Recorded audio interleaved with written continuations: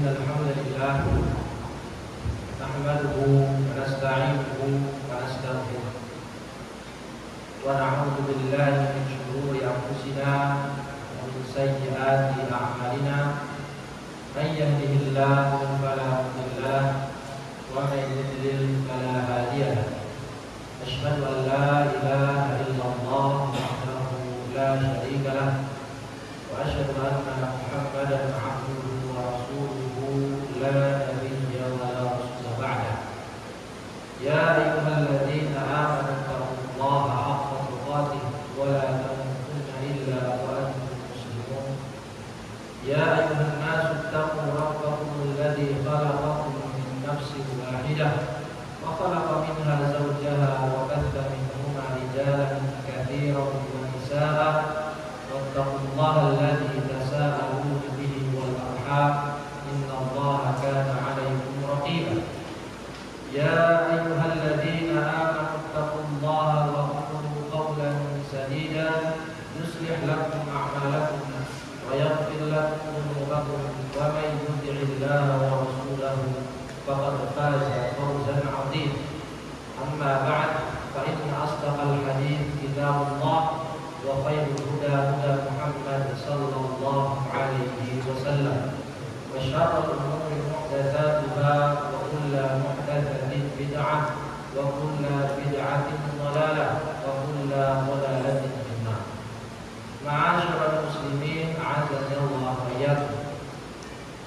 Ada sebuah kisah yang disebutkan dalam hadis Bukhari Muslim. Kisah seorang sahabat bernama Abdullah bin Amr bin As radhiyallahu anhu. Suatu ketika beliau berkata kepada Nabi alaihi salatu wassalam, "Ya Rasulullah, sesungguhnya saya mampu berpuasa setiap hari dan sholat malam setiap malam, tidak tidur sepanjang hidupku." Hal ini dikonfirmasi oleh Nabi SAW yang bertanya kepada beliau, "Wahai Abdullah bin Amr, apakah benar engkau yang mengatakan demikian?" Beliau menjawab, "Ya, benar." Maka Nabi menjawab bahwasanya, "Wahai Abdullah bin Amr bin As, engkau tidak akan mampu untuk melakukannya. Kalau mau puasa, puasa sehari dan berbuka. Kalau mau puasa, tidak boleh atau tidak layak untuk berpuasa setiap hari tanpa berbuka.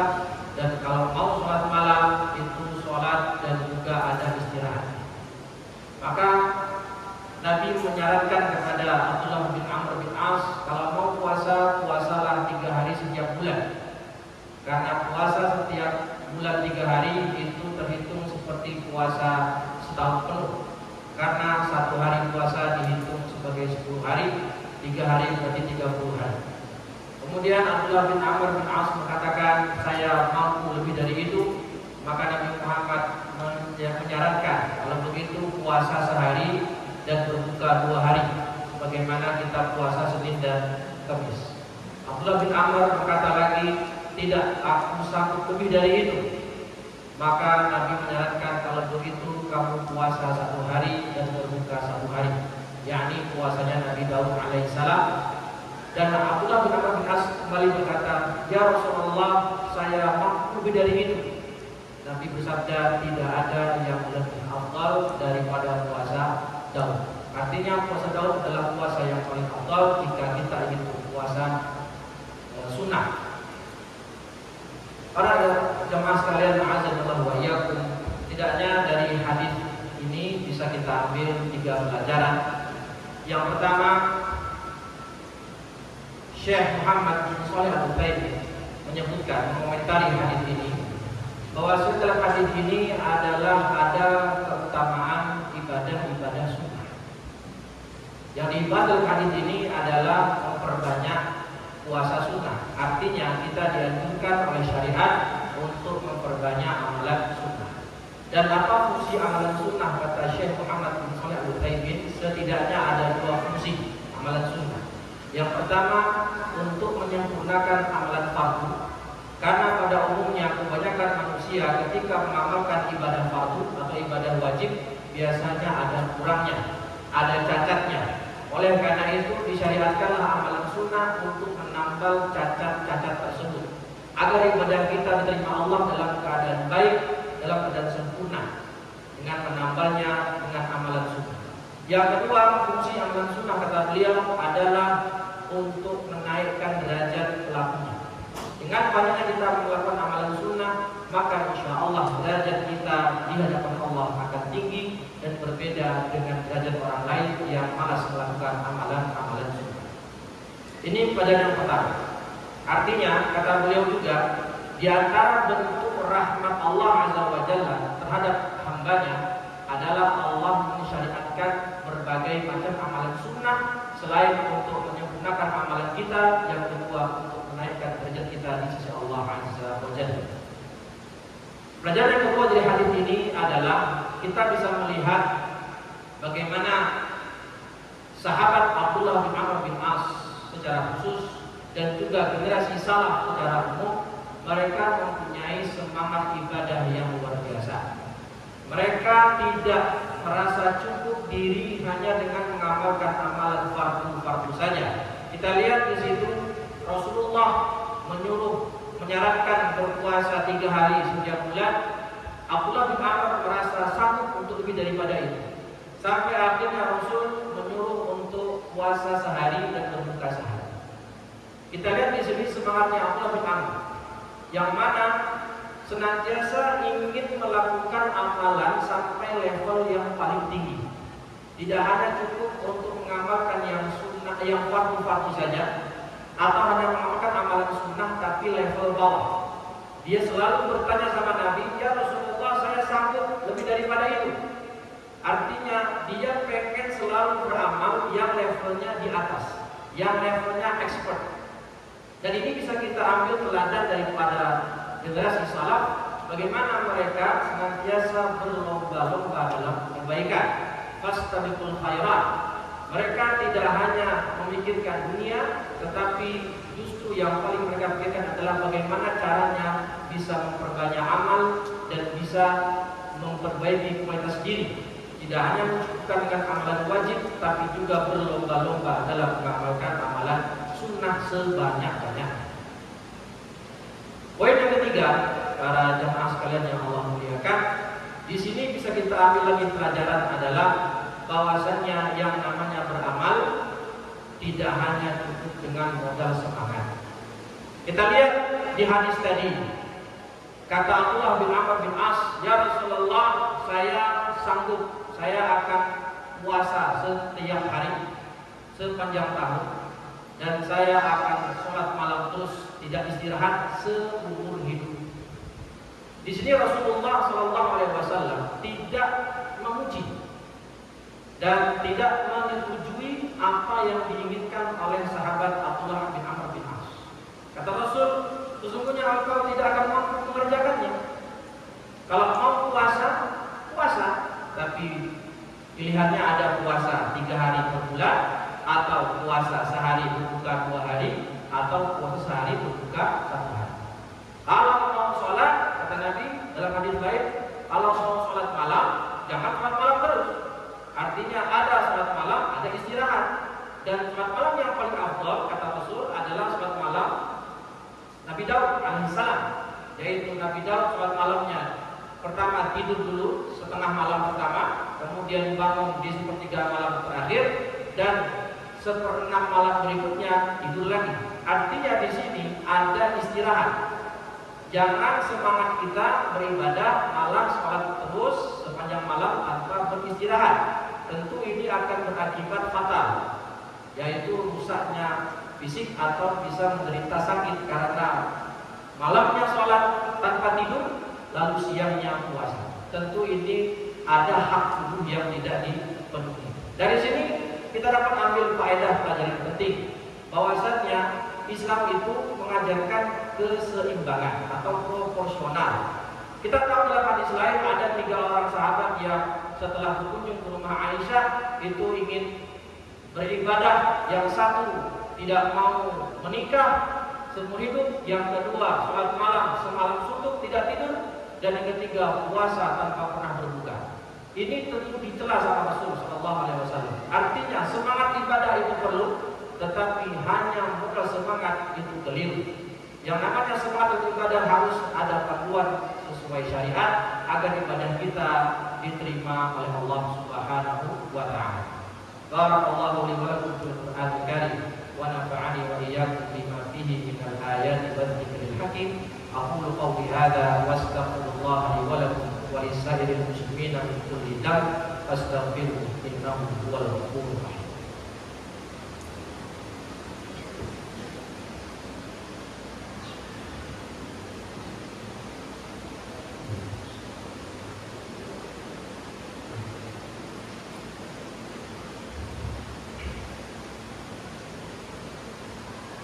Alhamdulillahirabbil alamin wa bihi nasta'in wa ala umuri dunya waddin wa sallallahu ala anbiya'i wal mursalin sayyidina Muhammadin wa ala alihi wa sahbihi ajma'in. Inna Allaha wa malaikatahu yusholluna 'alan nabi ya ayyuhalladzina amanu shallu 'alaihi wa sallimu taslima. Allahumma shalli 'ala Muhammad wa 'ala ali Muhammad kama shallaita 'ala Ibrahim wa 'ala ali Ibrahim wa barik 'ala Muhammad wa 'ala ali Muhammad kama barakta 'ala Ibrahim wa 'ala ali Ibrahim innaka Hamidum Majid. Allahumma ighfir lil muslimina wal muslimat wal mu'minina wal mu'minat al ahya'i minhum wal amwat innaka sami'un qaribun mujibud da'wat ya qadiyal hajat. Allahumma inna nas'aluka salamatan fid din وعافية في الجسد وزيادة في العلم وبركة في الرزق وتوبة قبل الموت ورحمة عند الموت ومغفرة بعد الموت. اللهم هون علينا في سكرات الموت والنجاة من النار والعفو عند الحساب. ربنا ظلمنا أنفسنا وإن لم تغفر لنا وترحمنا لنكونن من الخاسرين. ربنا آتنا في الدنيا حسنة وفي الآخرة حسنة وقنا عذاب النار. عباد الله إن الله يأمر بالعدل والإحسان وإيتاء ذي القربى وينهى عن الفحشاء والمنكر والبغي يعظكم لعلكم تذكرون. فاذكروا الله العظيم يذكركم واسألوه من فضله يعطكم ولذكر الله أكبر. أقيموا الصلاة.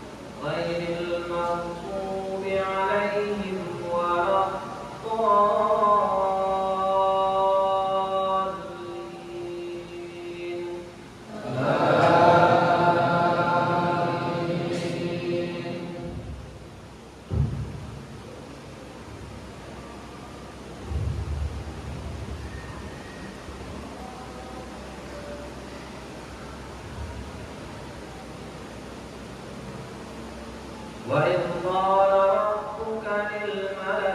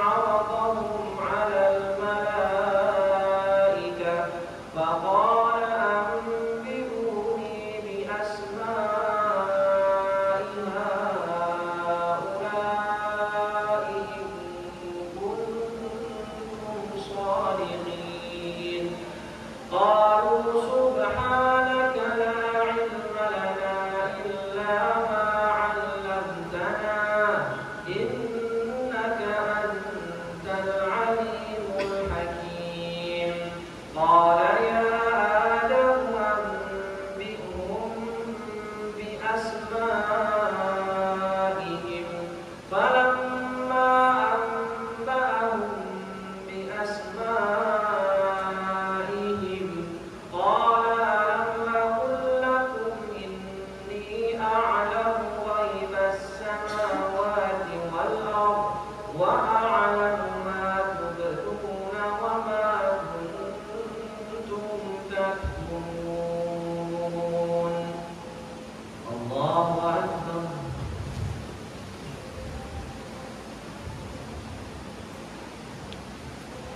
سمع الله لمن حمده الله أكبر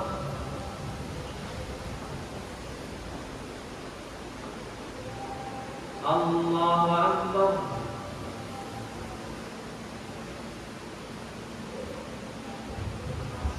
الله أكبر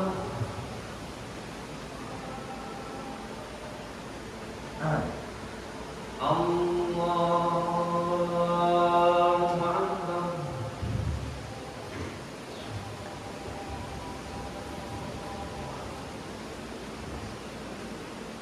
الحمد لله رب العالمين الرحمن الرحيم مالك يوم الدين إياك نعبد وإياك نستعين اهدنا الصراط المستقيم صراط الذين أنعمت عليهم غير المغضوب عليهم ولا الضالين